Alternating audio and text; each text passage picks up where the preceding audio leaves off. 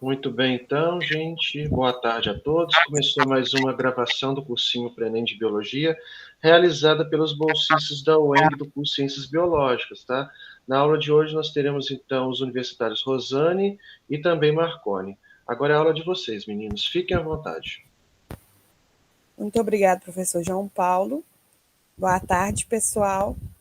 Hoje nós vamos ter uma aula de biologia continuando o assunto sobre evolução, e o assunto de hoje é especiação, né? Somos alunos do PIBID, essa é a nossa monitoria para Enem. E os bolsistas de hoje somos eu, né? Somos eu, que chamo Rosane, e o Marconi. Vamos lá, então. Vamos começar falando qual é o conceito de espécie, né? Então, espécie, ela pode ser definida como um conjunto de indivíduos muito semelhantes, capazes de cruzar entre si e gerar descendentes férteis. Aí, como a gente pode ver, né, todos esses aí são chamados de... Nós temos, né, um lobo, temos duas espécies diferentes de cachorro, né? E aí acaba pertencendo à mesma família. Igual pode ver que nós temos dois tipos de cachorro, que é o pug e o... Eu acho que são um beagle. E aí, o beagle e o pug, né, a gente conhece como cachorro, e o outro é lobo. Então, assim, a espécie mesmo é diferente, mas consegue cruzar entre si? Consegue. E gera descendentes férteis, né? O que seriam esses descendentes férteis, né? Os cachorrinhos vamos supor que um pug cruza com um beagle, gera filhotes, né? Conseguiu gerar um filhote, e esses filhotes, no caso, também conseguem depois se reproduzir, tá? Então, esse aí é o conceito de espécie. E aí, qual que é o conceito de especiação, né? É quando as diferenças entre duas populações, elas se tornaram tão acentuadas que as espécies vão se tornar distintas, né? A gente vai ter outras espécies. Isso aí geralmente vai estar associado ao isolamento geográfico, tá? Então, assim, tem ali duas populações, e aí elas têm características diferentes. Vou usar aqui, por exemplo, esses da foto aqui, da imagem. Eles têm diferenças, então acabaram se tornando espécies distintas. Por exemplo, o que a gente pode reparar aí? Ambos têm focinho diferente, orelhas diferentes, o porte diferente, né? Tamanho das patas, do corpo. Então, se tornaram todas espécies diferentes. E, igual está falando, isso são características que vão se diferenciando e vão ocorrendo associado ao isolamento geográfico, né? Porque essa coisa do isolamento geográfico, por exemplo, lobo é um lugar ali que está num lugar mais frio, na floresta, entendeu? Então, ele se desenvolve de acordo com as características desse lugar onde ele está. E aí, agora, eu vou falar sobre os tipos de especiação. Nós temos especiação simpátrica e temos a especiação alopátrica. Aí eu vou explicar para vocês o que elas são. A simpátrica, ela acontece quando duas populações de uma mesma espécie vivem na mesma área. Vamos dizer assim, que não tem bandos, não tem matilhas de cachorro, por exemplo.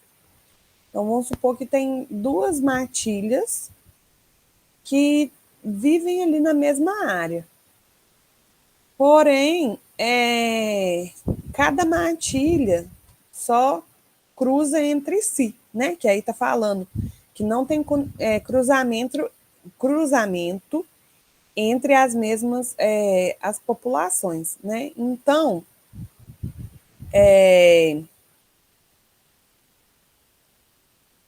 vai resultar em diferenças que vão fazer surgir a especiação, ou seja, uma nova espécie. E isso aí vai poder ocorrer, né? Isso vai poder acontecer pelo fato dos indivíduos explorarem outros nichos, ou seja, né, como por exemplo os insetos herbívoros experimentam uma nova planta hospedeira, igual aqui, ó, nessa imagem que nós colocamos. A imagem, gente, está meio estranha, porque essa imagem eu só consegui ela ao escanear uma apostila. Pela internet, que eu ia conseguir ela sem entortar nem nada, eu não consegui baixar, não dava para baixar a imagem que eu encontrei, então eu tive que colocar essa que eu escaneei. E aí, nós estamos mostrando que os insetos nessas moscas, né, que a gente está acostumado a ver na cozinha da gente, então elas são da mesma espécie, elas são idênticas. Porém, nós vemos 2 aí se alimentando de maçã vermelha, né, da maçã comum, e 2 se alimentando de maçãs verdes, de maçã verde. Então, essa alimentação aí acaba levando eles a uma especiação simpátrica. Por quê? Vai ocorrer aí que cada tipo de maçã tem nutrientes diferentes, né? Então, pode ser que aí, por causa disso, uma maçã supra melhor as necessidades, né? Vamos supor que a vermelha tem mais nutrientes, mais benéficos aí ao alimentação, ao desenvolvimento, né? A saciedade aí das moscas do que a maçã verde. Então, acaba que essas, vamos supor que essas mosquinhas vão se desenvolvendo, ficando mais fortes do que a maçã verde, as que comem maçã verde, ou, por exemplo, a maçã vermelha tem a casca mais macia do que a maçã verde. Então, aquelas moscas que estão se alimentando ali da maçã vermelha conseguem perfurar melhor a casca, se alimentar dessa maçã com mais facilidade do que as que estão se alimentando ali da maçã verde. Então, elas vão desenvolver menos a probóscide. Aí vai que as que estão alimentando ali da maçã verde, como é uma maçã da casca mais firme, mais dura, elas têm que fazer mais esforço, ou senão vai se alimentar delas ali, aquelas que têm uma probóscide mais longa ou mais dura, que consegue se alimentar melhor dessa maçã verde, entendeu? Então, aí, um dia vai tendo tanta diferenciação, né? Por exemplo, as moscas da probóscide mais firme se alimentam apenas da maçã verde. E as moscas da probóscide menos rígidas e mais curtas se alimentam só das maçãs vermelhas. Então, acaba que se torna, né, uma outra espécie de acordo com essas características. Né? Maçãs de probóscide curtas são de uma espécie, moscas, desculpa, gente, troquei. Moscas de probóscide curta são uma espécie, moscas de probóscide longa são de outra, e cada uma se alimenta de um tipo de alimento. Então, essa aí é a especiação simpátrica. Elas eram de uma mesma espécie, não cruzavam, né, as populações uma com as outras, elas só cruzavam ali entre as suas populações, entre os seus bandos ali, seu enxame, e aí começaram a ter outras atitudes, a, a ficar cada vez mais parecidas, as populações foram se diferenciando, essas duas populações que eram iguais vão ficando diferentes, e aí acontece a especiação e surge, a partir disso, uma espécie diferente. E aí agora eu vou falar sobre a especiação alopátrica. Essa especiação alopátrica, ela também é conhecida às vezes como especiação geográfica.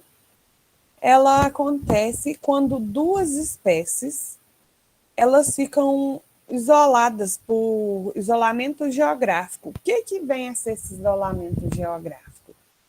Por exemplo, tem um rio entre elas, né? Não dá para atravessar ali, ou se não tem uma montanha e fica cada uma de um lado de uma montanha.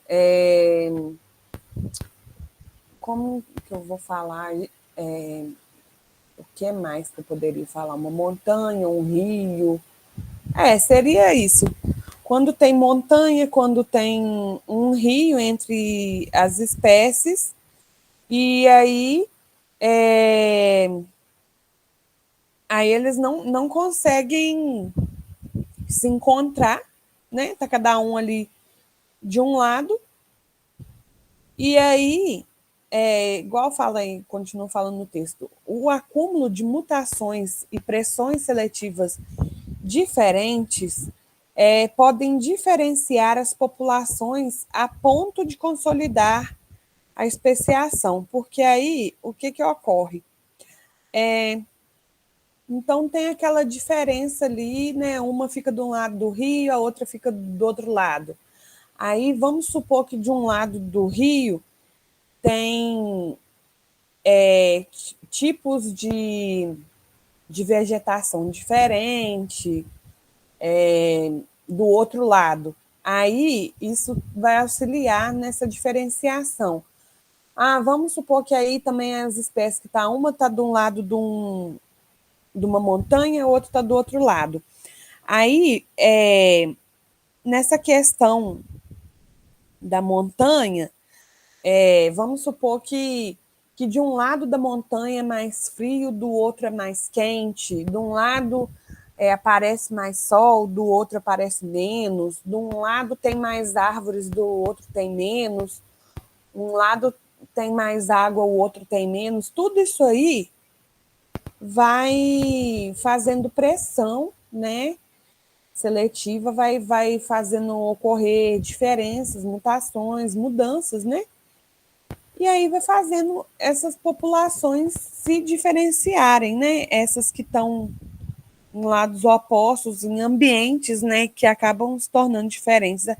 Querendo ou não, elas não estão muito longe uma da outra, só que tem esse isolamento geográfico, né, que aí eu estou lembrando aqui, né, que pode ocorrer devido a uma grande distância ou até uma barreira física, né, que é isso que a gente está falando aí, que é o rio, uma montanha, ou até um deserto também, que eu tinha esquecido, pode ser um deserto, que aí está fazendo elas ficarem longe umas das outras, e aí, por ter condições diferentes ali no ambiente que cada uma está, e elas não poderem cruzar entre si também, aí vou pôr meu carregador aqui.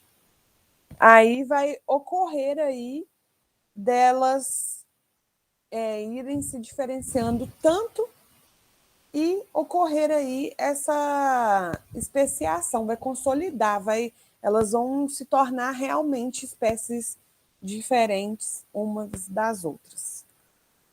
Aí agora eu vou mostrar para vocês aí uma imagem, duas na verdade, para a gente poder entender melhor essa coisa aí da alopatria e da simpatria. Então, aí na primeira linha, aí a gente está vendo os desenhos em verde, né? A gente tem ali as populações originais. Então, quer dizer, ali, tanto para a alopatria como para a simpatria, as populações originais ali, né, tá representada aí em verde. Aí, quando nós vamos ali para o passo inicial da especiação, na alopatria vai ocorrer uma barreira, formou uma barreira, seja ela qual for. Então, vai dividir em duas populações, certo? Então, essa é a mesma espécie, igual, mas temos ali uma barreira entre elas, dois grupos. Agora, na simpatria, a gente vê que permanece ali tendo uma mesma população, um mesmo grupo, só que em amarelo a gente tem a representação ali da mudança genética. Então, acontece alguma mutação ali, alguma mudança, então começa a acontecer alguma coisa diferente. Já na fase ali da evolução de isolamento reprodutivo, na alopatria, a gente vai ter ali um isolamento de reprodução de acordo com esses grupos, né? Foram formados dois grupos e aí cada grupo só cruza entre si. Então, nós vamos ter, né, essa evolução pelo isolamento reprodutivo. Aí vai tendo ali a população que vai evidenciando mesmo ali o verde, né, que vai evidenciando essa forma dessa espécie, suas características, e aí a gente já consegue identificar também uma espécie que vai reproduzir entre si e vai gerando diferenças, né? E já na simpátrica, como tem só um grupo,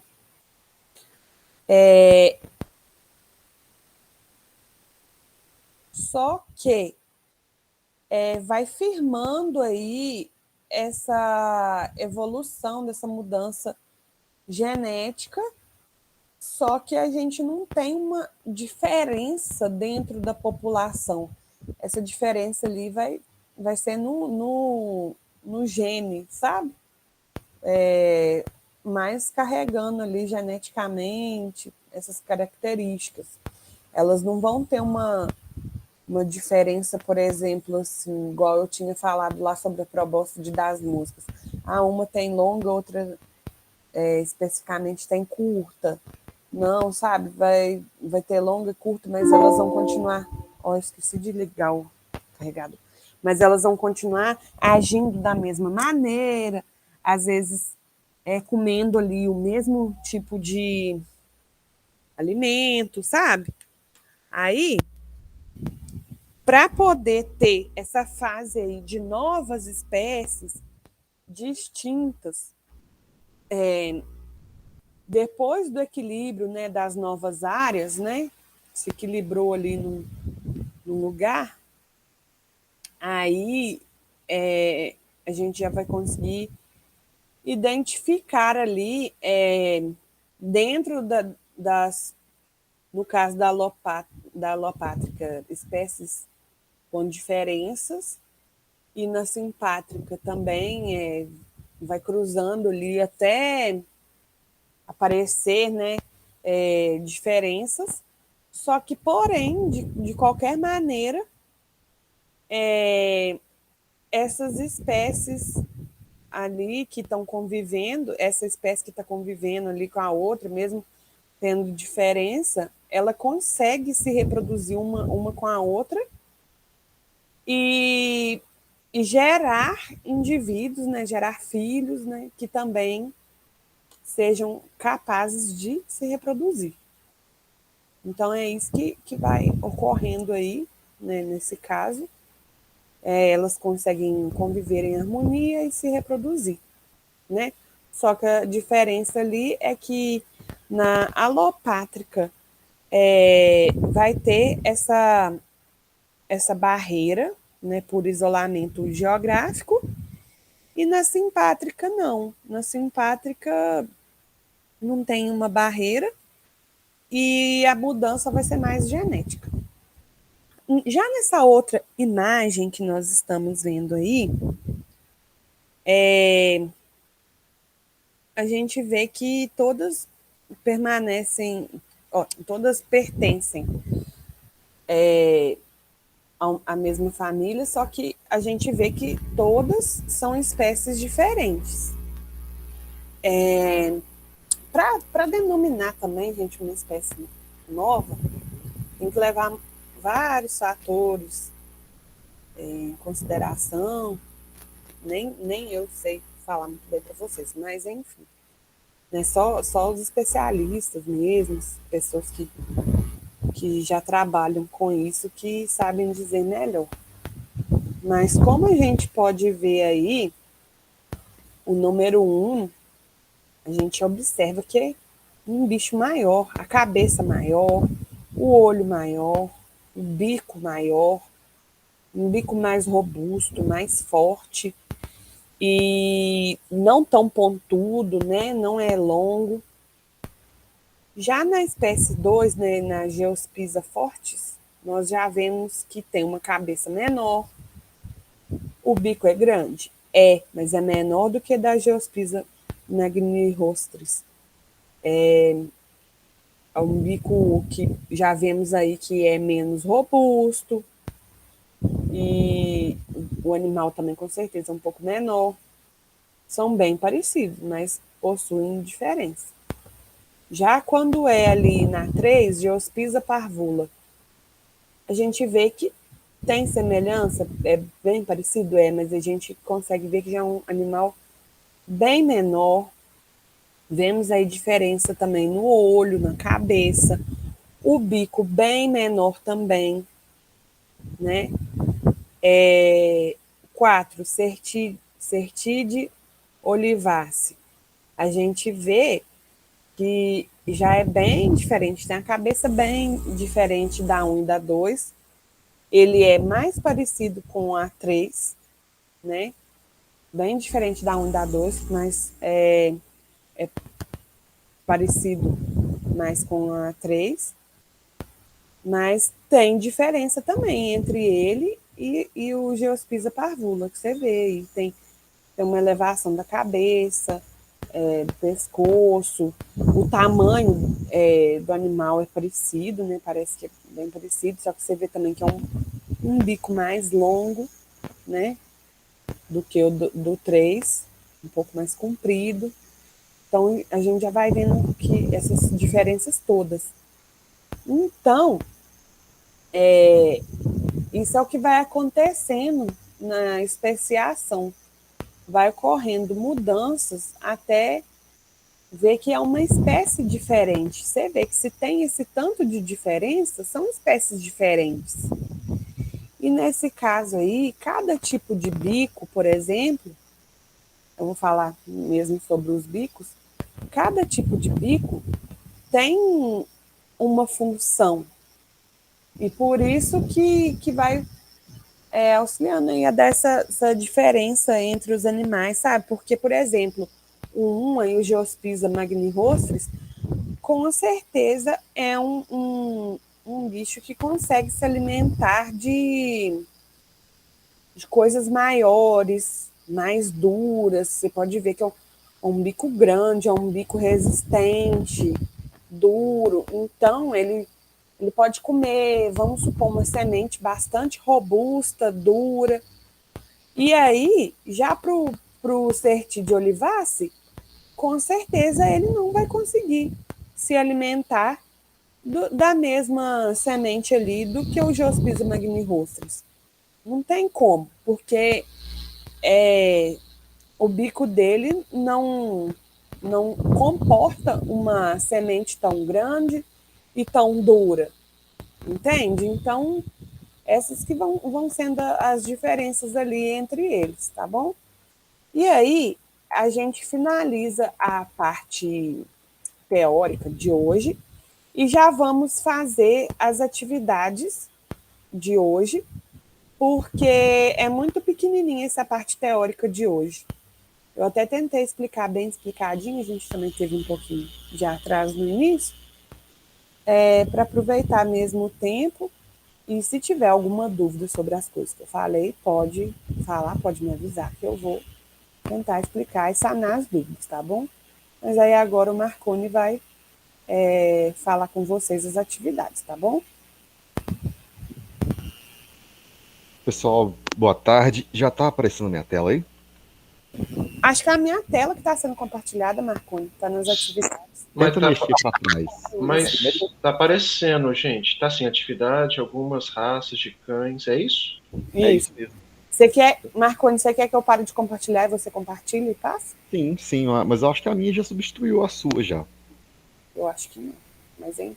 Mexe para trás e para frente para eu ver. Ah, tá falando aqui que você tá apresentando. Vai lá, então. Viu? Então, vamos lá para número 1. Algumas raças de cães domésticos não conseguem copular entre si devido à grande diferença entre seus tamanhos corporais. Ainda assim, tal dificuldade reprodutiva não ocasiona a formação de novas espécies. No caso, o fenômeno de especiação que a gente acabou de estudar. Nessa especiação, aliás, essa especiação não ocorre devido a: letra A, oscilação genética das raças; letra B, convergência adaptativa das raças; letra C, isolamento geográfico entre as raças; letra D, seleção natural que ocorre entre as raças; e letra E, manutenção do fluxo gênico entre as raças. Vou dar um tempinho para vocês, podem responder no chat se quiserem.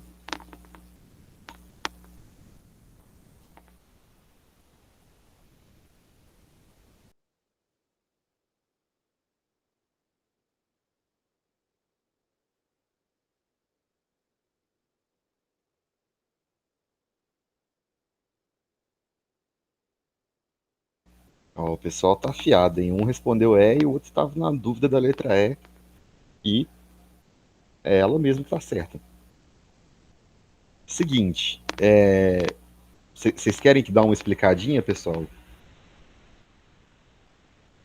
Ou se quiserem pular para outra já de uma vez, porque é meio grande as próximas. Vou tentar explicar de forma resumida, ó. É assim, imagina, igual o próprio enunciado já falou, algumas raças de cães não conseguem copular entre si, devido às vezes diferença de tamanho.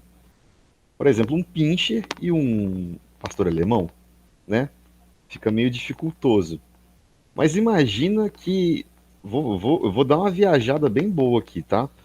Imagina que daqui a meio milhão de anos, tá? 500 mil anos, só existe pincher. Você não consegue achar outro cachorro que não seja um pincher, mas você achou um fóssil, um cientista maluco achou um fóssil de um pastor alemão, que é um cachorro grande, grande, né? E ele fez um clone perfeito, sem nenhuma falha desse fóssil do pastor alemão. Parece maluquice, né? Mas se você pega o faz uma inseminação artificial do pastor alemão no pincher, vai gerar prole, entendeu? Vai gerar prole por causa dessa manutenção do fluxo gênico entre as raças. É meio que demora um certo tempo e tem que ter uma diversidade do bioma muito grande para fazer pressão para uma espécie se diferenciar em outra, entendeu? Vamos para 2 então. No período Permiano, cerca de 250 milhões de anos atrás, os continentes formavam uma única massa de terra conhecida como Pangeia. O lento e contínuo movimento das placas tectônicas resultou na separação das placas de maneira que já no início do período terciário, em 60 milhões de anos, diversos continentes se encontravam separados uns dos outros. Uma das consequências dessa separação foi a formação de diferentes regiões biogeográficas, chamadas de biomas. Devido ao isolamento reprodutivo, as espécies em cada bioma se diferenciaram por processos evolutivos distintos. Novas espécies surgiram e outras se extinguiram, resultando na atual diversidade biológica do nosso planeta. A figura do próximo slide ilustra a deriva dos continentes e as suas posições durante um período de 250 milhões de anos. É a nossa imagem. 250, 100, 60 milhões de anos atrás, já diferenciando uma coisa que parece mais com hoje em dia, né? Bom, vamos para as respostas. Letra A. Será que eu esqueci um pedacinho da 2? Só pode isso? Do enunciado. Ah, tá. De acordo com o texto atual, a diversidade biológica do planeta é resultado, letra A, da similaridade biológica dos biomas de diferentes continentes, letra B, do cruzamento entre espécies de continentes que foram separados, C, do isolamento reprodutivo das espécies resultante da separação dos continentes, letra D, da interação entre indivíduos de uma mesma espécie antes da separação dos continentes, e letra E, da taxa de extinções ter sido maior que a de especiações nos últimos 250 milhões de anos. Vou dar um tempinho para vocês, se não tiver entendido, pode perguntar.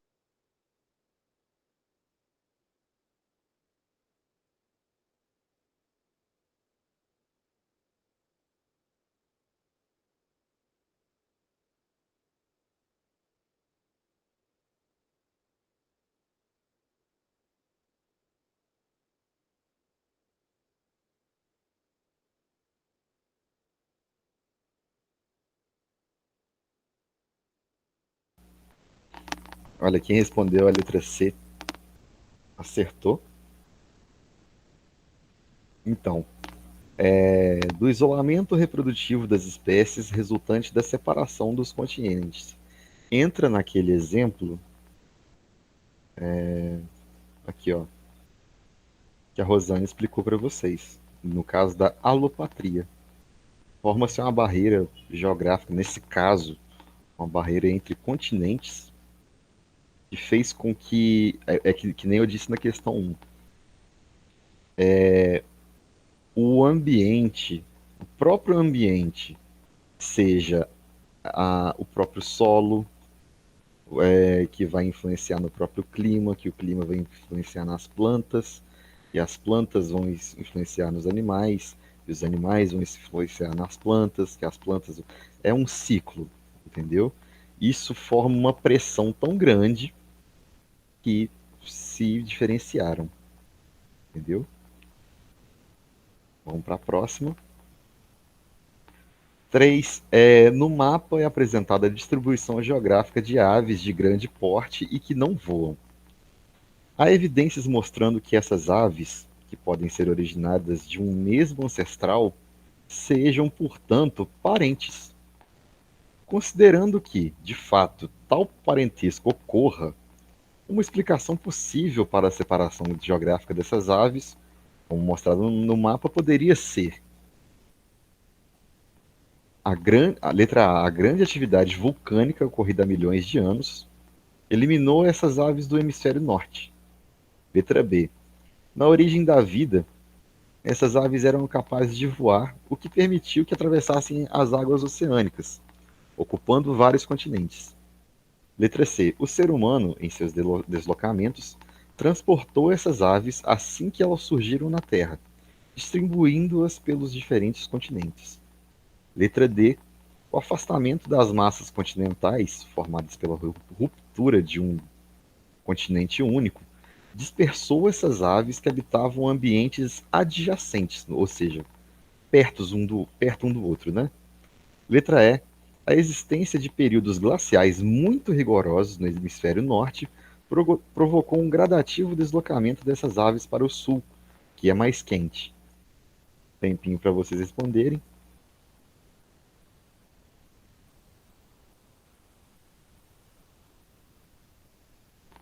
Posso voltar na imagem um pouquinho também, ó.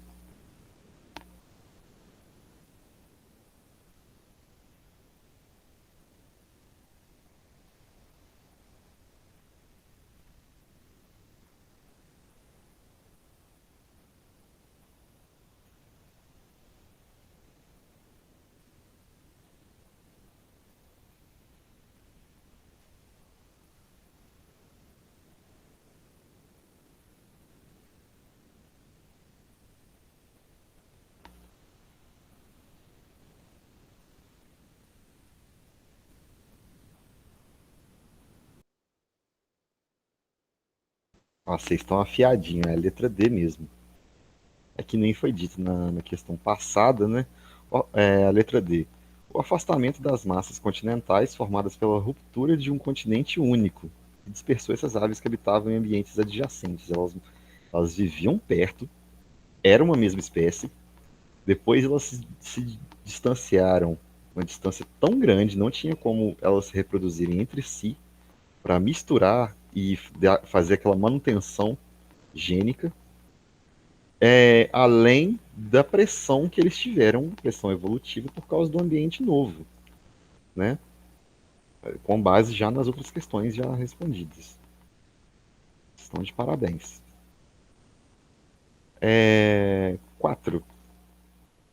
Considere o esquema abaixo sobre a variabilidade genética de uma população de guepardos na África em 3 momentos. No momento número 1, a gente vê, no caso, cada letra representa um gene. E, aliás, ai, meu microfone. Cada letra representa um gene e tá indo da letra A até o Z. No momento 2 temos apenas D, J, L e M. No momento 3 temos D, J, L e M de várias formas diferentes, né? Repetidas vezes, porém de ordem diferente ali, ó. A variedade de letras representa a variedade de genes. As etapas 1, 2 e 3, respectivamente, são explicadas pelas situações que se iniciam por: letra A, baixa variabilidade genética, evento ambiental causador de efeito gargalo de garrafa, expansão da população, porém com grande variabilidade genética. B, grande população e variabilidade genética, evento ambiental causador de efeito gargalo de garrafa, expansão da população, porém com reduzida variabilidade genética. Letra C, grande população e variabilidade genética, evento ambiental causador de especiação simpátrica, expansão da população, porém com reduzida variabilidade genética.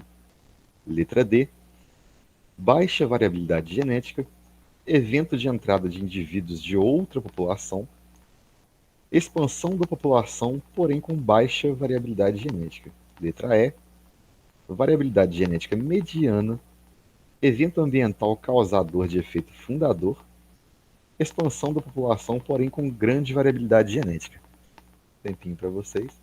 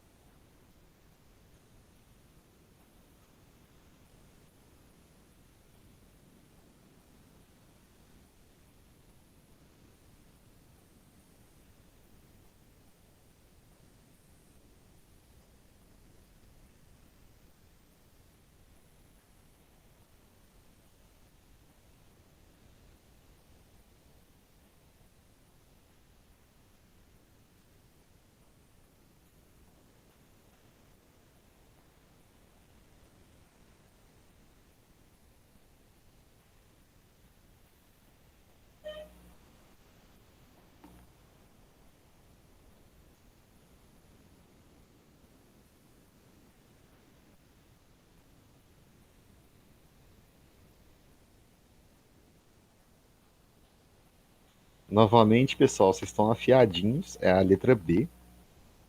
É mais uma coisa de mais bater o olho na questão e não cair na pegadinha. Por exemplo, a letra A está falando exatamente o contrário. Ela fala que tem baixa variabilidade genética, sendo que vai do A até o Z. E depois ela fala do efeito de gargalo, que isso aí tá certo. Mas depois ela fala no momento 3, expansão da população, porém com grande variabilidade genética. Não, só tem 4. Porém, eles estão repetidos, né? Eles se reproduziram. A letra D, ela fala o contrário, porém com como se fosse uma explicação diferente, entendeu? Mas ela ainda assim está errada. Ela fala que está numa baixa variedade genética. Aliás, não, a explicação da. Não, pera. Ah, não, exatamente. A letra D, ela está falando a explicação, o contrário, porém ela está errada. Ó. Quer ver? Baixa variabilidade genética, imagina que tem só DJLM que no momento 3. Entra outros indivíduos de outra região, naquela população ali, eles começam a reproduzir. Aí vai para aquele momento daquele momento 1 que vai de A até a Z. E a D ainda tá errada, que ela fala que a expansão, depois que entra mais gente, com genes diferentes, de A até Z, e vai ter baixa variabilidade genética. No caso, seria mesmo a letra B, que é a certa.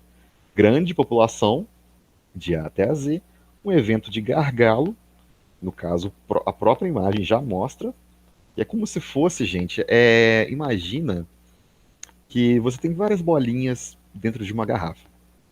Você vai virar essa garrafa de cabeça para baixo por 3 segundos, entendeu? Você virou por 3 segundos, caíram apenas algumas bolinhas de cores, vamos supor, vermelha, verde e azul, sendo que a rosa, a roxa, laranjada foram descartadas, entendeu? Elas, vamos supor que elas foram extintas. Apenas as que saíram da garrafa foram selecionadas. E nisso, a expansão da população, porém com reduzida variabilidade. São os mesmos 4, porém estão repetidas diversas vezes. Eles se reproduziram. Na letra E, ele fala de um efeito fundador. Isso é uma coisa boa vocês saberem também. Por exemplo, nesse exemplo da questão 3, da ema, avestruz e o emu, imagina que esse emu ele não está aqui no mapa, entendeu? Mas um avestruz, por sorte do destino, literalmente isso, ele monta no iceberg, e esse iceberg ele consegue sobreviver essa viagem em cima do iceberg e parar lá na Austrália. Aí lá ele sofre pressão, caso ele sobreviva, eles formam uma nova espécie, o emu. Né? Um caso hipotético, mas acontece. Isso é o efeito fundador. Ele, por mais, pode ser que esse bicho ele não raciocina como a gente, né? Voa ali conquistar aquele espaço, né? Ele não tem essa maldade, mas sem querer acontece. Existem diversas espécies que são assim. A próxima 5. Entre 8.000 e 3.000 anos atrás, ocorreu o desaparecimento de grandes mamíferos que viviam na América do Sul. Os mapas a seguir apresentam a vegetação dessa região antes e depois de uma grande mudança climática que tornou essa região mais quente e mais úmida. Na primeira imagem, entre 20 e 13 mil, vamos ver a savana aberta, floresta aberta com enclave de savana, savana aberta, gramínea e estepe, depois o deserto e estepe fria. Na outra imagem, entre 8.000 e 3.000, savana fechada, já mudou, floresta fechada, savana fechada, savanas temperadas, floresta fechada, Patagônia. As hipóteses a seguir foram levantadas para explicar o desaparecimento dos grandes mamíferos da América do Sul. Número 1. Os seres humanos que só puderam ocupar a América do Sul depois que o clima se tornou mais úmido mataram os grandes animais. 2. Os maiores mamíferos atuais precisam de vastas áreas abertas para manterem o seu modo de vida. Áreas essas que desapareceram da América do Sul com a mudança climática, o que pode ter provocado a extinção desses grandes mamíferos sul-americanos. Número 3. A mudança climática foi desencadeada pela queda de um grande asteroide, a qual causou o desaparecimento dos grandes mamíferos e das aves. Então, é cientificamente aceitado o que se afirma apenas em 1, apenas em 2, apenas em 3, apenas em 1 e 3, ou em todas, 1, 2 e 3. Vou deixar aqui, se vocês quiserem que volte na imagem, é só me avisar que eu vou dar um tempinho para vocês responderem.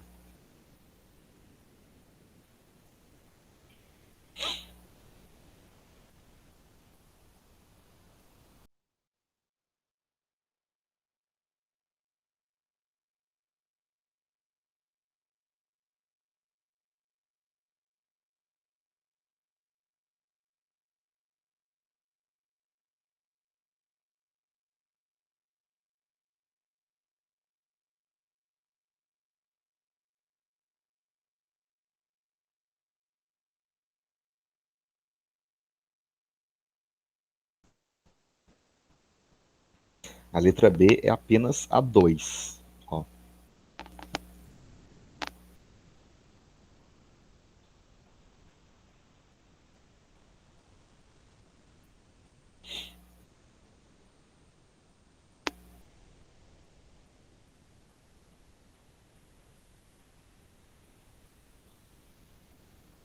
Tiago, acho que é a 3. A 3 é a letra C. Bom, quem respondeu B acertou. Os maiores mamíferos atuais precisam de vastas áreas abertas para manterem o seu modo de vida. Isso é uma informação sobre esses grandes mamíferos. As áreas que desapareceram da América do Sul com a mudança climática, o que pode.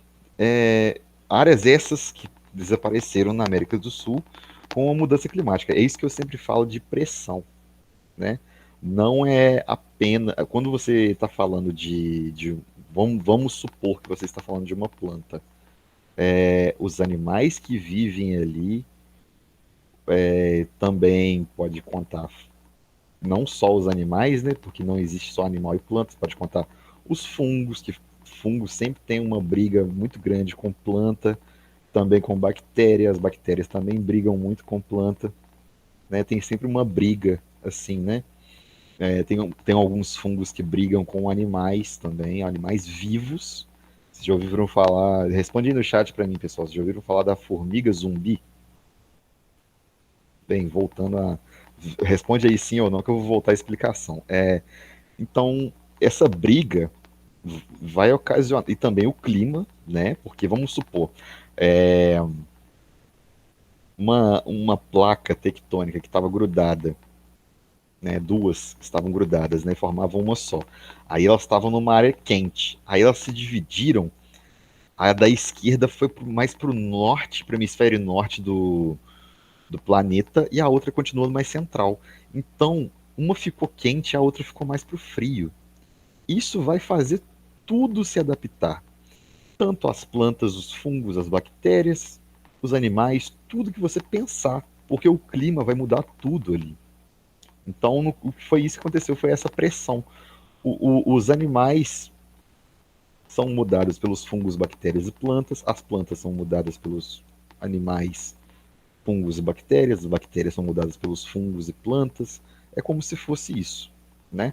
Se sofreram essa pressão. A opção 1 e 3 estão erradas. Aqui o gabarito para vocês e por hoje é só. O Tiago disse que sim, a Maria disse que não. Se vocês quiserem, pode me lembrar depois que eu mando para vocês um vídeo sobre essas formigas zumbis. Acontece uma coisa dessa pressão, é que é o seguinte, existe um fungo que ele pega numa espécie de formiga específica, naquela espécie específica, que ele ele se aloja na cabeça, no corpo todo, na verdade, da formiga, e ele meio que com a sua química que ele produz, ele controla a formiga para ela ficar zumbizada. Essa é a palavra. Ela vira um zumbi, o seu comportamento muda totalmente da sua colônia. Ela se prende no ponto mais alto de uma folha e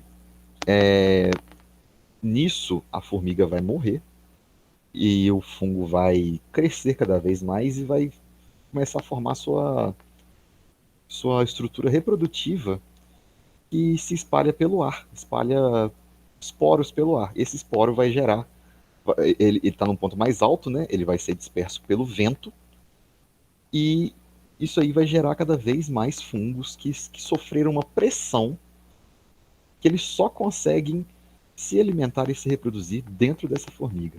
É muito bizarro. Eu posso mandar para vocês. Mas por hoje é só, pessoal. João Marco pode finalizar a gravação. Uma boa tarde e é isso aí. Muito bem, então, né, Marconi, excelente explicação, né? Curiosidade também, a gente pode utilizar isso no futuro aí para as publicações do PIBIT. Então, meninos, gostaram? Tem mais alguma questão, dúvida, né? Porque também tem quinta-feira. Quinta-feira vocês vão participar, Rosane e Marconi, porque vocês deram tanto a aula teórica quanto também a correção de atividade. Ou vocês vão propor uma outra coisa? Ô, João Paulo, então, essa aula, ela era bem pequena, né? Então não fazia sentido eu pegar e falar 20 minutos de teoria e deixar o outro dia só para os exercícios. Aí a gente preferiu por dar a aula completa hoje, e aí na quinta a gente vai começar com outra matéria, tá Tá bom? bom, tá bom. Fica à vontade, meninos. Então, vou parar então aqui a gravação, tá? Foi uma excelente aula, durou bastante,